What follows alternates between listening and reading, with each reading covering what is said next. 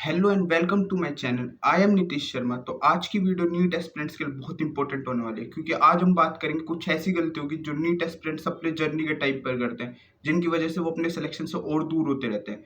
तो आज हम जानेंगे कैसे हम उस गलतियों को ओवरकम करें। बट एक सेकंड, अब तुम सोचोगे कि इन गलतियों के बारे में मुझे कैसे पता, क्योंकि मैंने भी ये सारी गलती कर चुका हूँ और उन्हीं गलतियों से सीख सीख के मैं अपने एक्सपीरियंस के थ्रू आज तुम्हें बताना चाहता हूँ। तो वीडियो शुरू करने से पहले मैं आपको थोड़े प्रूफ दिखा देता हूँ। So here are the number of test जो मैंने दिए थे अपने टाइम पर नीट 2025 की प्रिपरेशन के टाइम पे, और देख सकते हो अच्छे से एनालाइज्ड है। तो आई गेस आपको इस मेरे पे भरोसा हो गया होगा मेरी बात पर, और अभी भी नहीं हुआ तो मेरे पास एक और प्रूफ है कि ये देखो नंबर ऑफ पेन्स जो मैंने घिसे थे अपने टाइम पर, मतलब अपने हाथों से, ठीक है ना। तो मेरे को लगता है इतना प्रूफ काफ़ी होगा कि मेरी बात पे आप भरोसा कर सको।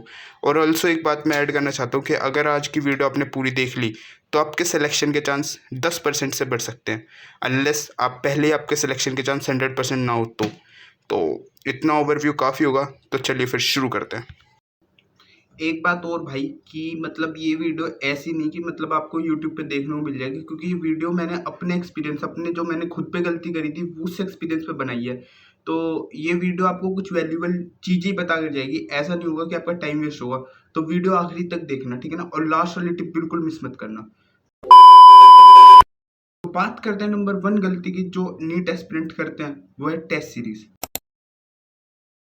हाँ, मुझे पता है कि अब आप सोच रहे होगे कि मतलब ये तो हमें पहले से ही पता है कि टेस्ट सीरीज हमें देने होते हैं, बट यहाँ वो वाली बात नहीं कर रहा मैं, क्योंकि यहाँ थोड़ी चीज़ें अलग है।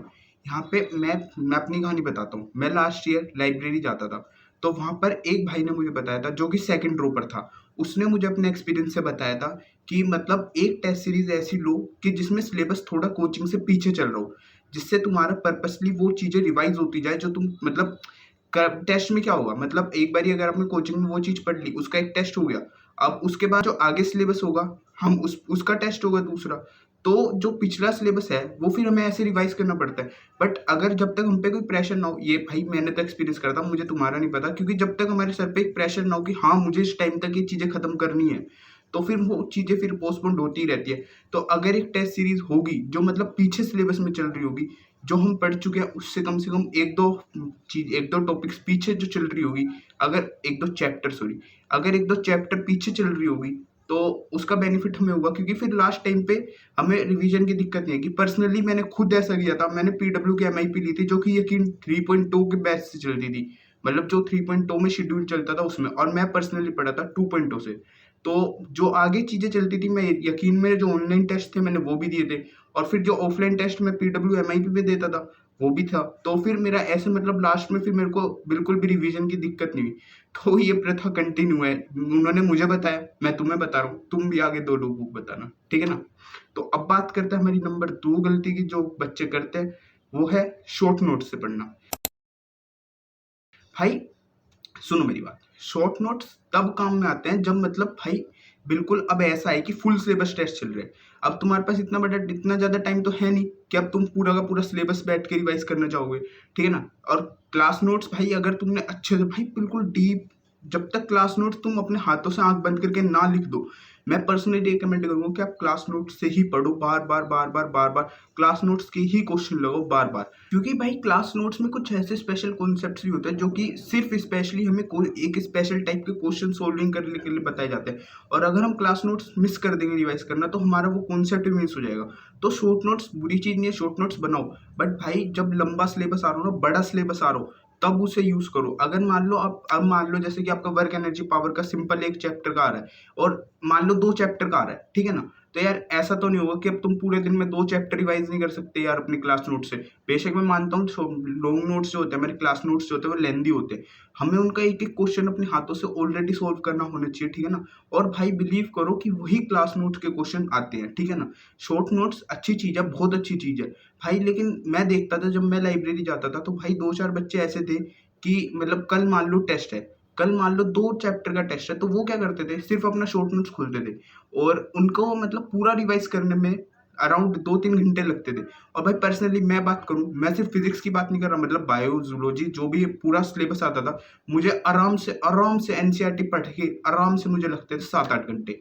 तो भाई इतना टाइम तो मुझे लगता था भाई। देखो अब किसी को लगे मैं झूठ बोल रहा हूँ तो भाई लगता था, अब तुम खुद करके देख लेना, तुम्हें भी शायद इतना ही टाइम लगेगा, ठीक है ना, अनलेस तुम भाई सुपर ह्यूमन ना हो। ठीक है, तो भाई इतना टाइम लगता है, और यकीन मानो कि भाई ये टाइम देना वर्थ इट है, क्योंकि तुम जितने अच्छे से अभी कॉन्सेप्ट को पढ़ लो, क्योंकि अभी तुम्हारे पास टाइम है भाई। अगर यही टाइम अब मैं तुमसे कहूँ कि भाई कल नीट है, और अब मैं तुमसे कहूँ कि भाई शॉर्ट नोट्स छोड़ो, अपने क्लास नोट से सारी अच्छी अच्छी चीजें रिवाइज करनी शुरू करो, तो भाई वो पॉसिबल ही नहीं है।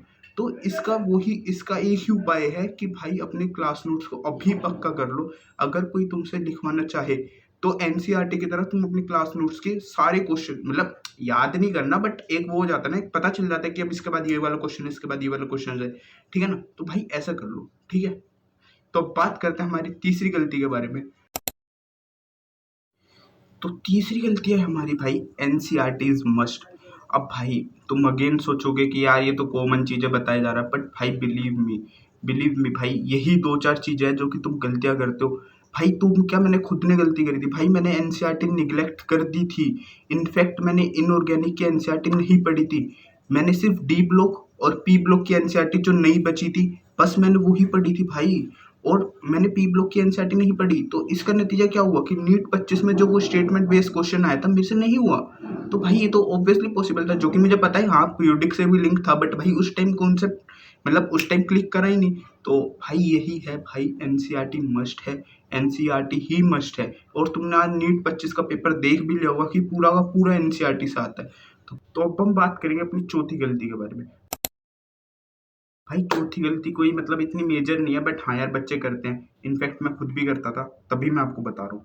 तो भाई हम क्या करते थे, मान लो जैसे ही मैंने कोई चैप्टर पढ़ा, मैंने मतलब कहीं से भी चैप्टर पढ़ा, रिवाइज करा उस चैप्टर को, तो मैं डायरेक्ट क्वेश्चंस लगाने जाता था, डायरेक्ट लेवल 2 के कोचिंग के मॉड्यूल्स के, डायरेक्ट लेवल 2 के, जो कि मैंने पहले सोल्व नहीं करी होती थी। भाई ये बिल्कुल मतलब गलत स्टेप्स है। तुम्हें पहले क्लास क्वेश्चंस करना है, जो सर ने क्वेश्चंस कराए हैं कॉपी में वो करने हैं भाई। अगर तुम्हारी उसकी मास्टरी हो जाएगी, उसके बाद पीवाईक्यू जाना भाई, NEET PYQ must relevant must relevant must relevant. भाई मैं भी यही सोचता था कि भाई पीवाईक्यू छोड़, तू कोई नए क्वेश्चन कर ले, कोचिंग का मोटिव लगा ले भाई। पर्सनली तुम्हें लग रहा होगा मैं झूठ बोल रहा हूँ, भाई सच्ची बात बता रहा हूँ, 1% झूठ नहीं बोल रहा। मैं भी यही करता था, क्या नाम है, मैं भाई पीवाईक्यू को निगलेक्ट कर देता था। स्पेशली इन फिजिक्स तो मैंने पीवाईक्यू को निगलेक्ट कर ही दिया था। वही सर जो कराते थे क्लास नोट्स में, हाँ उन्हीं की, ऑब्वियसली वो सारे ही करा देते थे, बट भाई फिर भी मैं इतना नहीं करता था खुद से, बस मैं क्लास नोट से एक बार ही करा और वही करता था। पर उसका भाई मैंने जब देखा भाई, वो फ्रीक्वेंसी वाला क्वेश्चन जो था भाई, लास्ट टाइम पे मैं वो कर गया था, और भाई मैंने सोचा था यार ये तो क्या ही आएगा, तो ऑलरेडी पीवाईक्यू में रखा, इतना ईजी नहीं आता। भाई 25 में जब वो दिखाना, 1 सेकंड में आंसर टिक हुआ, क्योंकि मुझे उसका आंसर पता था। तो भाई पीवाईक्यू रिपीट होते हैं भाई, और ये मैंने खुद एक्सपीरियंस कर लिया। अब तक मैं सुन रहा था, अब तो मैंने खुद एक्सपीरियंस कर लिया, तो मैं बता सकता हूँ भाई, पीवाईक्यू रिपीट होते हैं, उसे नेग्लेक्ट मत करो भाई, प्लीज मत करो। और यही थी भाई बातें बताने को, तो मैं आपको 100 गिनवा सकता हूँ, बट भाई वही है कि मतलब फिर अगर मान लो तुम अच्छा रिस्पॉन्स दिखाओगे इस वीडियो में, तो इसका पार्ट 2 मैं जरूर लाऊंगा, ठीक है ना, क्योंकि बातें बताने के मेरे पास और भी है। और अभी सच बात बताऊं तो मेरा छोटा चैनल है, मैं ज़्यादा लंबी वीडियो बना नहीं सकता, ठीक है ना, तो बताने को बातें और भी है, बट आप कमेंट्स में बताना कि अगर आपको बात ठीक लगी, और अगर आपको पार्ट 2 चाहिए तो कमेंट्स में प्लीज़ कमेंट करना, तो मैं आपको नेक्स्ट पार्ट जरूर बना के दूंगा, ठीक है ना। और भाई एक बात और, कि भाई मैं कल स्टैटिक्स देख रहा था, उसमें 90% बच्चों ने सब्सक्राइब नहीं किया। प्लीज़ भाई, ये तुम्हारे लिए तो फ्री है, बट यार इससे मेरी काफ़ी ज़्यादा हेल्प हो जाएगी, तो प्लीज़ सब्सक्राइब कर देना, लाइक कर देना, कमेंट कर देना, ठीक है, बाय।